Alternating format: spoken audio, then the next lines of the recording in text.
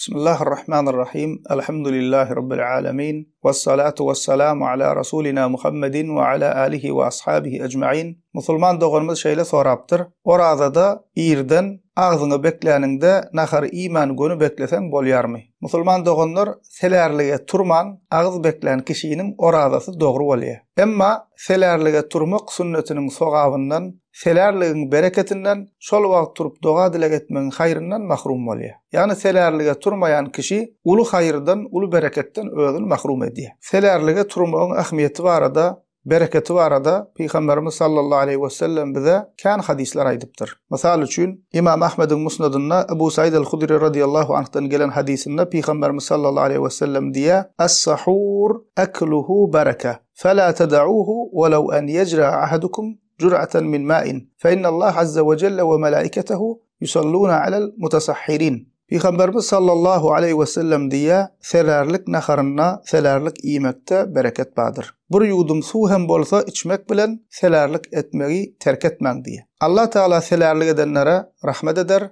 ve perişteler hem selerlik edenlere bağışlanma, mağfiret dilerler diye. İmam Ahmed'in Musnadynda, Nesai'de Abdullah bin Haris radiyallahu anh'tan gelen hadisinde Peygamberimiz sallallahu aleyhi ve sellem diye "İnne s-sahura bereke, a'takumuha Allahu azze ve celle, fela ted'uha." Selerlikte bereket bardyr. Allah Taala size onu ihsan edenler, onu terk etmeň diye. Sahih Muslim'de Erbad ibn Sari radiyallahu anh'tan gelen hadisinde diye sahaba "Qala da'ani Rasulullah sallallahu aleyhi ve sellem ila s-sahuri fi Ramazan, faqala halumma ila gada'il mubarak." Peygamberimiz sallallahu aleyhi ve sellem Ramazanna beni selerlige çağırdı ve şeýle diýdi diye. "Gelin mübarek nahara gelin" diýdi diye. Nesai'de İmam Ahmed'in Musnadynda Miqdam bin Ma'd radiyallahu anh'tan gelen başka hadisinde Peygamberimiz sallallahu aleyhi ve sellem diye "Aleykum bi gada'is sahur, fe innehu huvel gada'ul mubarak." Selerlige turmaga, selerlik naharyny iýmäge dowam edin, çünkü ol mübarek, bereketli nahardyr diye. Selerlige turan kişi Allah Taala'nın razylygyny gazanýar, sünnete amel etdigi bolýar,